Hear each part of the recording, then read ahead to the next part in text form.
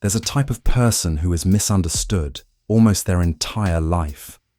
They leave gatherings a little earlier than everyone else. They reply to messages slowly. They often pause mid-sentence, as if there's another layer of thought in their mind that hasn't quite found its way into words. And because of that, people tend to see them as cold, distant, or a bit hard to approach. But the truth is, not everyone who is quiet is empty.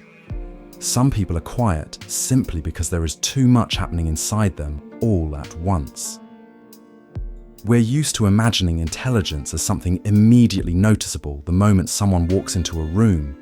They speak quickly, react quickly, remember a lot, explain well, always have answers. But in real life, intelligence often doesn't look like that. It doesn't always shine brightly. Sometimes, it's just someone who sits a little more still than others, observes a little longer, and carries home more than they need. I think we've all met someone like that. Maybe it's the coworker who always declines after work outings. Maybe it's a kind friend who never stays too long in a crowd. Maybe it's you. You still do everything normally. You go to work. You smile. You answer familiar questions. But in your mind, there's always another conversation happening. Why did that person say that? Why did the room feel tense earlier, even though no one argued? Why does a small sentence linger in your mind until night? The first thing often misunderstood about highly intelligent people is their need to be alone. It sounds simple, but it's not just about liking quiet.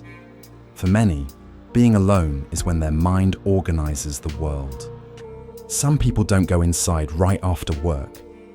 They sit in their car for 10 minutes, no music, no phone, just sitting there, looking through the windshield, letting the day settle. From the outside, that moment might look a bit sad, but for them, it's how they avoid being overwhelmed. Because some minds don't just hear words, they hear tone, notice pauses, register expressions, and remember even what was never said. And when you take in that much, silence is no longer a preference, it becomes a refuge. But strangely, society often doesn't see that kind of withdrawal as a healthy need. It labels it as distance, when in reality, it's often just a form of intelligence protecting itself from overload. Then there's another, more subtle sign. People who think deeply tend to ask more than they assert. They don't easily say, "I already know." They ask, "Why?" They ask, "What if we look at it differently?" They pause at things others move past quickly. In everyday life, this isn't always comfortable. Someone who asks too many questions in a meeting may be seen as complicated. Someone who often says, "Let me think about it," may be seen as indecisive. But sometimes, it's not weakness. It's because they can see more layers in the same issue. People who understand little often see the world as simple. Those who understand more deeply begin to realize that things are rarely one-sided. That's why many intelligent people are not in a hurry to be certain. They don't like pretending to understand. They are honest enough to say, "I don't know." It sounds small. But in a world that rewards confidence, that sentence requires a lot of courage. And then, the quiet cost of that kind of mind begins to show. They tend to think a lot, not in a dramatic, overblown way, but in a way where the mind doesn't easily switch off. A message sent, others forget it immediately. They don't. They remember the punctuation. They remember how long it took to get a reply. They remember the vague feeling inside a simple, "Yeah, it's fine." Some people lie down at night, and the afternoon conversation is still continuing in their mind. Not loud, not dramatic. It just hasn't ended yet. Many people call it overthinking. And yes, Sometimes it's exhausting, but it's only fair to see both sides. The same mechanism that allows someone to analyze deeply, think ahead, and sense emotional nuance in others is also the mechanism that makes it hard for them to live superficially. What exhausts them is often what makes them profound. Maybe that's why people like this tend to observe more than they speak. At a crowded table, they're not always the best storyteller, but they're the ones who notice who is forcing a smile, who is unusually quiet, who is talking non-stop just to cover something inside. Some people rarely jump into conversations, not because they have nothing to say, but because they are collecting, piecing things together, trying to understand the essence before reacting. And a beautiful trait of this kind of person is their ability to change their mind when faced with new truth. It sounds ordinary, but it's rare. Many people cling to their opinions as if they were their identity. Even when they're wrong, they won't step back. But those who think well don't see changing their perspective as losing face. They see it as growth. They're flexible enough to admit that maybe they hadn't seen the whole picture before. The older I get, the more I see this as a kind of gentle intelligence. Not intelligence used to defeat others, but intelligence used to avoid harming the truth. And then there's one final sign, perhaps the quietest of all. Highly intelligent people often live with a difficult-to-explain need.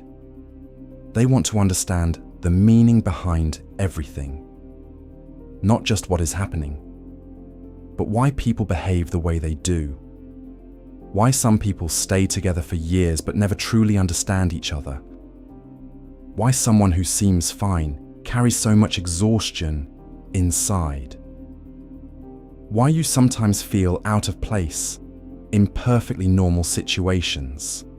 These questions don't always appear as words. Sometimes it's just a small moment, an evening after washing the dishes when most of the kitchen lights are off, a cup of coffee left cold on the table, lights from the house across the street shining through the window. Everything is quiet. But inside, one question remains unresolved. Maybe that's the most important thing. Intelligence isn't just about solving difficult problems. It's the ability to recognize that life is always more complex than it appears. And those who see too many layers often feel a little more tired, a little more alone, a little slower than others. But because of that, they're often gentler, less judgmental, better at listening. Because those who have lived long enough with real questions are rarely quick to draw conclusions about people. If you've ever been called too quiet, too sensitive, too thoughtful, or overly complicated, maybe not everything about you needs fixing. Maybe you simply carry a kind of intelligence that isn't loud, a kind that doesn't perform, doesn't need to win, doesn't need immediate recognition from the room. It quietly observes, quietly connects, quietly finds meaning in what others overlook.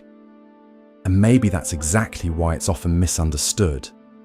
But being misunderstood doesn't make it less valuable. It just makes it quieter. So if lately you've felt different from the majority, don't be too quick to assume that means something is lacking. Sometimes, difference is simply a sign that your mind is operating at a depth not everyone can see. And sometimes, the most intelligent person in the room isn't the one who speaks the most, but the one sitting quietly, carrying the most thoughts, and still gentle enough not to turn them into noise. Intelligence isn't always loud. Sometimes, it's just a very deep silence, holding too much to say all at once. Thank you for taking the time to listen and for allowing me to be with you for the past few minutes. Have a good rest. Tomorrow is a new day. Wishing you peace and happiness.